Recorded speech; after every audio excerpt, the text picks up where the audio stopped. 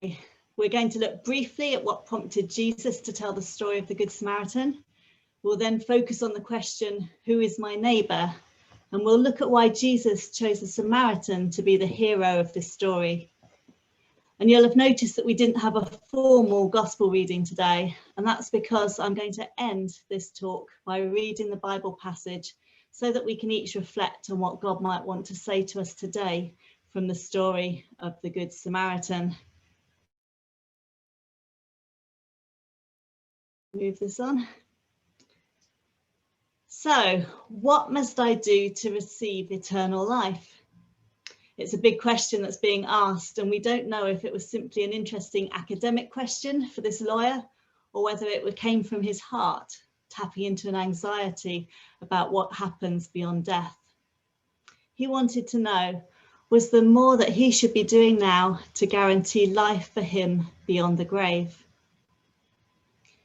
The number of deaths during the pandemic has perhaps given this question more of a sense of urgency for us.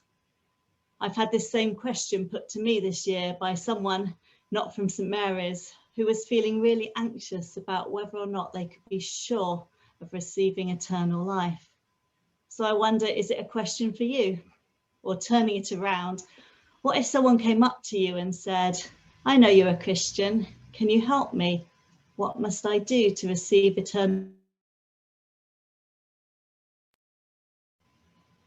Well, what does Jesus do? He pushes the question back to the lawyer.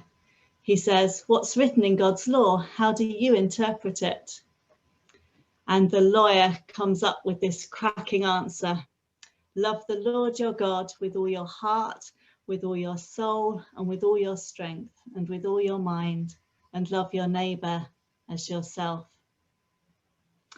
And I think the first part of this lawyer's answer relates to what Liz encouraged us to do last Sunday, to go through the week with God front and centre. Her sermon really stuck with me through the week, and I've been challenged again and again to try and centre myself back on Jesus moment by moment. So this lawyer's answer was actually quite simple, wasn't it? To receive eternal life, we need to love God, love our neighbour, love ourselves. Simple, yes, but we all know how difficult it is. How do you rate the lawyer's answer? And more importantly, how does Jesus, the teacher, rate his answer? Well, Jesus gives it a big positive tick. He says, you've answered correctly. Do this and you will live. So that's it then. Conversations reach a nice and pleasing end, except that the lawyer jumps in with this other question to continue the conversation. Who is my neighbour? And I think he must have already had in mind the people that God was expecting him to love as neighbours. Given that the story he chooses to tell next, Jesus tells next, we can probably assume that the lawyer was thinking about his fellow Jews, God's chosen people, people who are like him, people who he would find it quite easy to love. I wonder, what are my assumptions about the sort of neighbour I think it would be reasonable for God to expect me to love? Those who are like me, who I choose to naturally hang out with, or maybe those who live geographically close, those who I've got to know on my road. I wonder if you noticed this story in the news recently. I'm going to read an extract from it, and as I read it, notice how it makes you feel.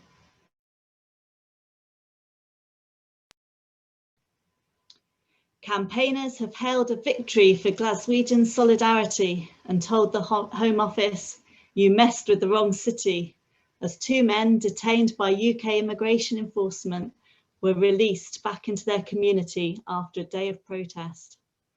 Staff from immigration enforcement are believed to have swooped on a property and detained people. By mid-morning, a crowd of about 200 protesters surrounded the vehicle. Our neighbours, let them go, with one protester lying under the van to prevent it driving off. I think that news report leads us nicely into looking at Jesus' answer to the lawyer's question, who is my neighbour? By making the good neighbour in this story a Samaritan, his story would have really stirred the pot. To understand why his story was controversial, we need to step away from all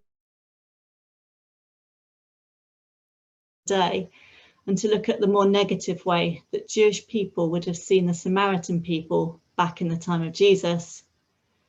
So first of all, what does the word Samaritan mean to people today in 2021? Well, I wondered, did you know that the Samaritan is a superhero in the comic book series Astro City? Here is a dictionary, and because of Jesus' story, this is the definition there. People who go out of their way to perform acts of kindness to others.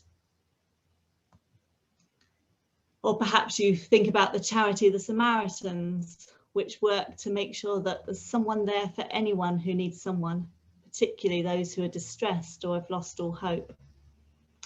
And on the screen, there's a recent article about a local man, Rizwan Javed, who won the Samaritan's Lifesaver Award, which recognises people who have.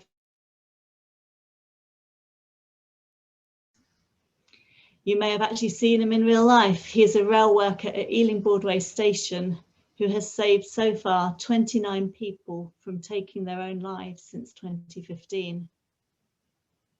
So Samaritans now, and Samaritans back in Jesus's time. Well, in our Bible story video, it explained that back in Jesus' time, the Jews and the Samaritans really didn't get on. This was partly because of some shared history, and Jesus uses this backdrop of the Jews' hatred for Samaritans to show to the lawyer that everyone was his neighbour. Who is my neighbour? Even my enemy. In 2021, it's quite hard for this story to hit home with a jolt like the time when Jesus first spoke. I like the way in that cartoon, people's eyes popped open with shock as Jesus talked about the Good Samaritan.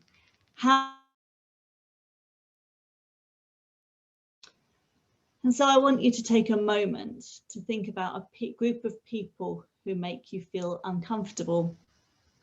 A group of people who you'd never choose to be around. That could be because of race, maybe it's because of age, maybe you don't like to be around children, or you haven't got patience to be around the really elderly. Maybe it's people with disabilities. It's going to be different for each of us, isn't it? But think about a group that make you feel really uncomfortable.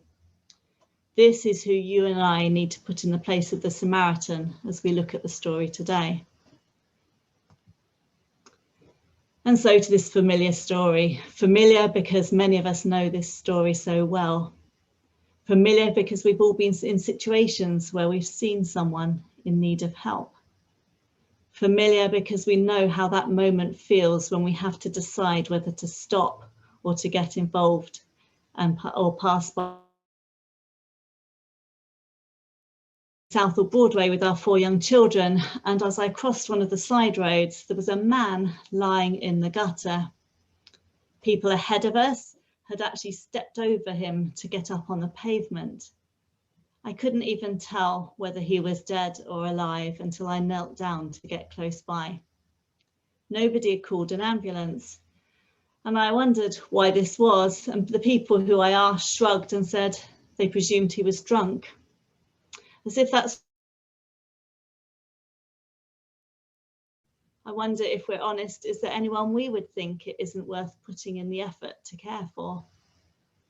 On that occasion, I was the Good Samaritan who sorted out blankets and an ambulance, but there have been times when I have seen someone in need and have been the one to walk past, especially if I've been hurrying from one meeting to the next and stopping would have inconvenienced me. A couple of weeks ago, Dave and I saw a young man come off an electric scooter in the middle of the road. And that I paused, unsure whether to get involved. Thankfully, Dave, without hesitation, rushed to his aid. So at different times, I know I've played the part of different people in this story. I've been the one needing help and received it from the most unlikely people. I've been the one to stop and help someone in need, and I've been the one to walk on by. Jesus is worthy of our care and attention. I know that the children in their group have made the link that the creatures we share the planet with are also our neighbours who need care. And so to finish with, we're going to hear the story of the Good Samaritan again, this time as our gospel reading. Before that, I want you to remind yourself of the group of people who came to your mind when I asked you who you dislike or feel uncomfortable around. As I read the passage, I invite you to imagine yourself into the story. If you're imagining yourself as the one needing help, I'd like to picture yourself vulnerable and injured, and someone from that group of people who you find difficult is the one who comes to help you. What's your gut reaction as they approach you? Are you even able to accept help from someone like that? Or imagine yourself. Notice first the feelings that rise up in you, the conflict you may feel inside yourself as you have to decide whether to help or not to help. Hear what God is saying to you through the story about loving your neighbour. And as we go into the coming week, let's act on Jesus' challenge to the lawyer and to each one of us to go and do likewise. Hear the God. Glory to you, O Lord. On one occasion, an expert in the law stood up to test Jesus. Teacher, he asked, what must I do to inherit eternal life? What is written in the law, he replied. How do you read it? He answered, love the Lord your God with all your heart and with all your soul and with all your strength and with all your mind, and love your neighbour. Jesus replied, do this and you will live. But he wanted to justify himself. Sorry, let me just go back to that previous slide. He wanted to justify himself, so he asked Jesus, who is my neighbour? And in reply, Jesus said, a man was going down from Jerusalem to Jericho when he was attacked by robbers and went away, leaving him half dead. A priest happened to be going down the same road, and when he saw the man, he passed by on the other side. So too a Levite, when he came to the place and saw him, passed by on the other side. But a Samaritan, as he travelled, came where the man was, and when he saw him, he went up to him and tended his wounds, pouring on oil and wine. Then he put the man on his donkey, brought him to an inn and took care of him. The next day he took out 2 denarii and gave them to the innkeeper. Look after him, he said, and when I return, I will reimburse you for any expense you may have had. Which of these 3 do you think was a neighbour to the man who fell into the hands? The expert in the law replied, the one who had mercy on him. Jesus told him, go and do likewise. This is the gospel of the Lord. Praise to you, O Christ.